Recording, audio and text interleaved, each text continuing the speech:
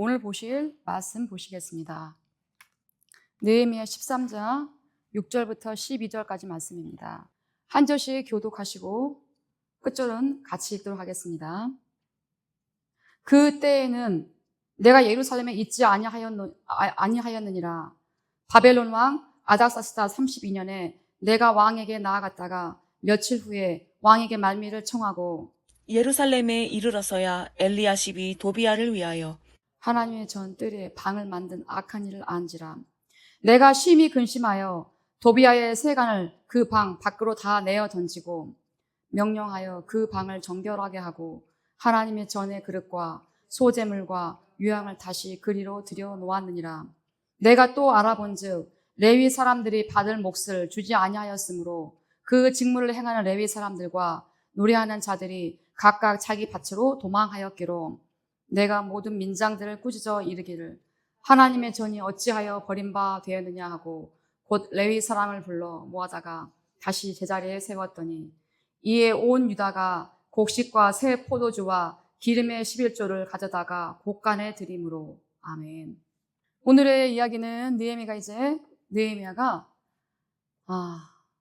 허물어진 성벽을 다시 건축을 하고 성문을 건축을 하고 그리고 12년 동안 예루살렘을 통독으로 있다가 기한이 되어서 다시 바벨론으로 다녀간 후에 예루살렘에서는 무슨 일이 일어났는가에 대한 얘기가 나와 있습니다.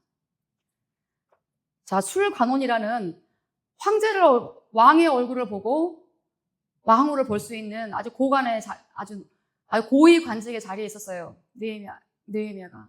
근데 내 나라가 내 민족이 어려움을 겪는다고 하니까 모든 걸 다 내려놓고 직접 왕에게 찾아가서 목숨을 내걸고 이제 예루살렘을 옵니다. 그리고 정말 잠도 자지 않고 계속 계획을 세워가면서 아버지께 기도하면서 그러면서 허물어진 성벽을 다시 쌓고 성문을 쌓고 하나님의 집이 세워져 가는데 고군분투를 합니다. 물론 하나님이 하는데 당연히 사탄 마귀가 공격 안 할 리가 없지요. 당연히 그 어려운 일들을 헤쳐나가면서 외부적으로 내부적으로 고생하면서 예루살렘 성벽을 건축하고 성문을 건축합니다. 그리고 함께 있으면서 이곳을 다지고 있으면서 이제 임기가 되어서 12년 총독생활을 마치고 다시 바벨론을 가서 왕을 보고 다시 또 예루살렘으로 와서 또 2차 임기를 맡기 위해서 예루살렘을 왔습니다. 그 사람이 바벨론에 다녀온 사이에 그러면 예루살렘에는 어떤 일이 있었느냐? 분명히 그 전에 함께했던 종교 지도자 에스라의 설명을 듣고 다 같이 에스라의 지휘 아래 모세의 율법책에 무엇이 기록되어 있는가 다 읽어주고 내가 어떻게 해야 될 것인가 알려주고 그들과 다 같이 언약을 맺고 약조를 하고 그럼에도 불구하고 잠깐 자리를 비운 사이에 다시 예루살렘의 자기 민족들은 예전의 모습으로 빠른 모습으로 돌아갔어요. 빠른 모습으로 돌아가서 모세책에 기록된 것들을 듣고 읽고 언약하고 했지만 그거를 지켜내지 못하고 있었어요. 갔다 와서 보니 기가 막힌 거죠. 느헤미야가 봤을 때. 어떻게 이렇게 그 잠깐 사이에 사람이 돌아갈 수 있는가 이런 모습으로. 전에 그런 말이 있었어요. 어떤 여자분이 아빠에게 굉장히 겪지 말아야 될 일들을 겪었어요. 뭐 쉽게 말하면 폭력일 수도 있고 아니면 아빠의 음주일 수도 있고 뭐 아빠의 어떤 모습일 수도 있고 그런 모습들이 너무 싫었는데 이제 이 여자분이 결혼할 나이가 되어서 남자친구를 만나서 결혼하게 되는데 그 남자친구 살다 보니까 아빠랑 너무 똑같은 거예요. 남편이 아빠의 모습과 너무 똑같은 거예요. 분명히 자기는 그 모습이 싫어서 그걸 마다하고 새로운 남자를 찾았는데 만나다 보니까 그 남자가 자기 배우자가 아빠랑 똑같은 거예요. 어떻게 이런 일이 이럴 수가 있는가? 그걸 알아보니까 우리가 심리적으로 그렇대요. 어떤 일이 있냐면 나에게 익숙한 거, 나에게 편한 거, 내가 예전에 했던 거 그게 너무 좋다는 거예요. 그래서 그렇게 아빠랑 살면서 너무너무 싫었던 그 모든 것들을 자기가 다 알고 있는데도 불구하고 나는 절대 이런 남자 만나지 않을 거야 라고 했던 그 여자분이 결국에 만나 살아보니까 자기 아빠랑 너무 다른 거예요. 자기 남편이. 참 우리 사람의 심리가 그런가 봐요. 이해할 수 없는 것들이죠. 자, 이스라엘 백성들이 처음에 애굽에서 나와서 홍해를 지나서 광야에 발을 디뎠어요. 모두가 너무너무 좋아했어요. 20살 이상 된 칼을 창을 들 수 있는 사람들이 어마어마한 사람 몇십만 명이 나왔어요, 거기에. 여자하고 아이들과 노인은 계수하지 않았어요. 그 많은 사람들이 나왔는데 그 중에서 가나안에 들어간 사람은 딱 두 사람이었어요. 여호수아와 갈렙. 그러면 그들이 몰라서 그랬을까요? 그들도 또한 빠른 속도로 입에서 불평이 나왔고 불만이 나왔고 그들은 자꾸 원하는 게 애굽에 살았던 그 세월들에 대해서 계속 말하는 거예요.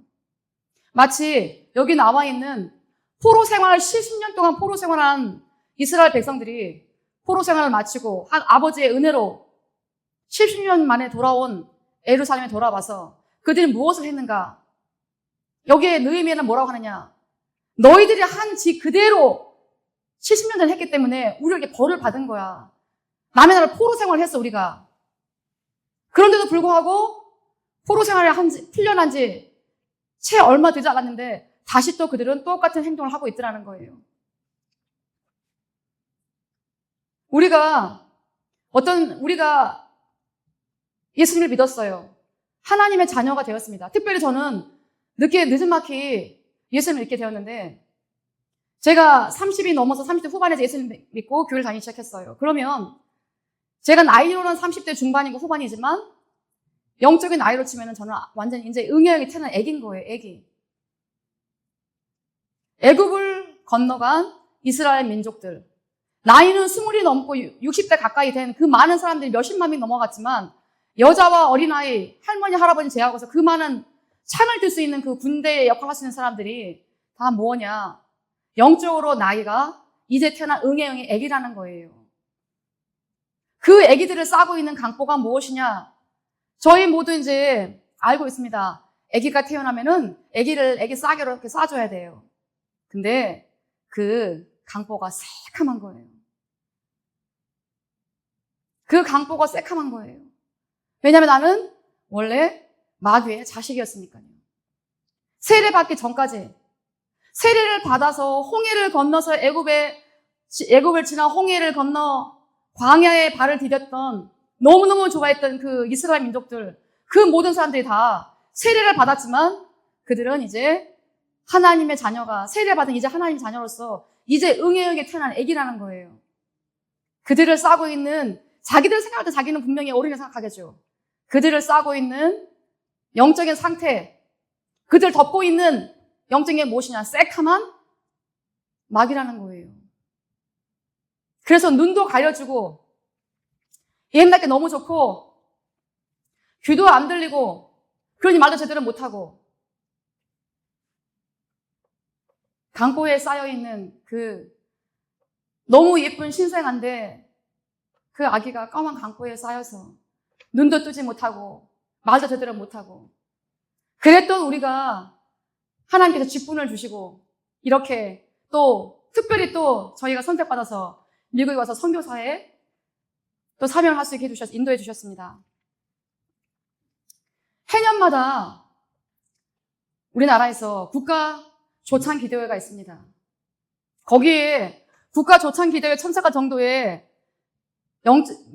기독교계에 참석하신 분이라면 제법 그래도 덕망이 있으시고 또 기독교 사회 안에서도 또 경력도 있으시고 다 웬만하신 분들은 초대받지 못할 거 아닙니까? 그 자리에 대통령도 오시고 영무인도 오시고 많은 분들이 참석하시는데 거기에 참석했던 아주 유명 기라성 같은 목사님들, 이름만 대면 다 아는 목사님들이 참석하셨어요.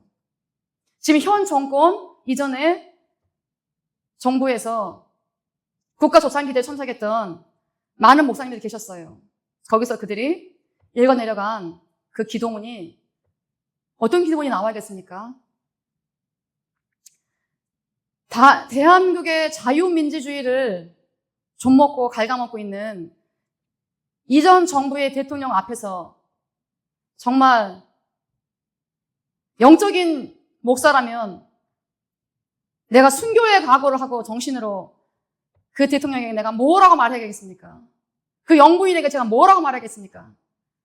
그 정도의 권위와 그 정도의 초대를 받은 만큼의 권력과 명예가 있는, 경력이 있는 목사님들께서 그 정부의 수장한테 아부를 하고 있고, 어느 누구도 거기서 이전 정부의 대통령에게, 전 대통령에게 발언만 한 사람이 한 명도 없는 거예요. 하나님 나라가 휘청되고 있고, 백성들은 알고 있어요. 성도들도 알고 있고요. 그들은 근데 거기서 전 정부의 대통령에게 모두가 아부만 하고 있었어요. 그들의 앞으로의 교회 생활과 교회 이끌어 나가는데 평탄한 세월이 있을지 모르겠죠, 이 세상에서는. 하지만 아버지 심판대 쳤을 때 하나님은 과연 뭐라고 말씀하실까요? 하나님 나라의 근간을 흔들고 있는 그 전 정부의 대통령 앞에서 손바닥을 비비고 있고 아버지 이름 하나 내세우지 못하고 명색이 목사라는 사람들이 권력과 야합하고 있고 자기들의 이름을 높이고 있었어요. 성경은 뭐라고 하느냐? 이 땅에 있는 것들이 하늘의 모형이자 그림자라고 합니다. 그들이 잡고 있었던 거는 그저 그림자일 뿐이에요. 아무리 손으로 잡아도 잡힌 듯 하지만 결국에는 잡을 수 없는 거. 모형, 그림자. 그게 내 것인 것 같지만 내 것이 아닌 거. 이 땅에서 그림자라고 하는 거는 분명히 본체가 있는 거예요. 그 본체가 하늘에 있고 하늘에는 성령님도 계시고 악령도 있어요. 악령이 비추는 그림자인지 성령님께서 주시는 그 그림자인지 그것도 분간하지 못할 정도의 목사라면 거기 계시는 성도님들도 생각하셔야 되는 거 아닙니까? 지금도 세월호 배지를 달고 있고 지금도 시청에서 그거를 몇 주기를 하고 있고 지금도 진실을 밝히라고 하는 광주 민주화에 대해서 말하지 못하고 있는 사람들. 그리고 조금만 뭐라고 하는 사람들이 정치와 종교는 분리돼야 되고 정교 분리해서 말하는 거예요. 정교 분리가 뭔지 한 번 더 공부해 보신다면 성경에 나와 있는 선지자와 영적 지도자가 언제 바른 말 하지 않은 적이 있었습니까? 아버지를 위해서 그 아버지의 대변자가 되어서 목숨을 걸고 그들은 모두 다 나라의 왕을 만나러 갔어요. 모든 목숨을 걸었습니다. 모든 목숨을 걸었습니다. 그들도 무섭지 않았겠습니까? 사람인데 다 같이 무섭지요. 그럼에도 불구하고 그들은 자기 목숨을 걸었고 현 대한민국의 우리나라의 모습은 그렇게 권력 앞에서 하나님의 것을 뒤로 밀어버린 그 숱한 목회자들, 거기에 눈도 뜨지 못하는 성도님들. 아침에 오전 예배 때 저희가 들었습니다. 전도사님께서 하신 말씀 있죠. 우리가 우리 교회를 만나서 우리가 눈을 뜨게 되었고 참 많은 걸 알게 되었습니다. 너무나 감사하고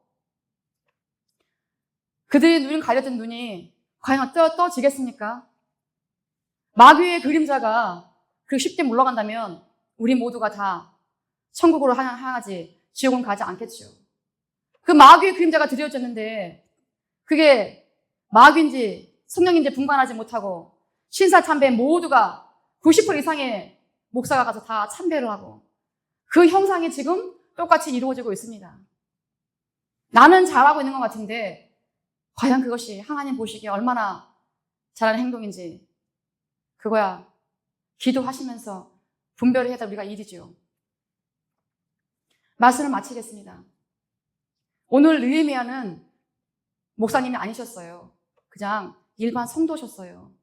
지금 광화문에 남아서 목이 터져라 외치시는 그 일반 성도님들, 깨어 계신 분들, 목사라는 작자들 눈도 못 뜨고 전 정부의 대통령에게 줄을 서서 거기서 떨어지는 구슬을 먹고 사는 개만도 못한 그 목사들의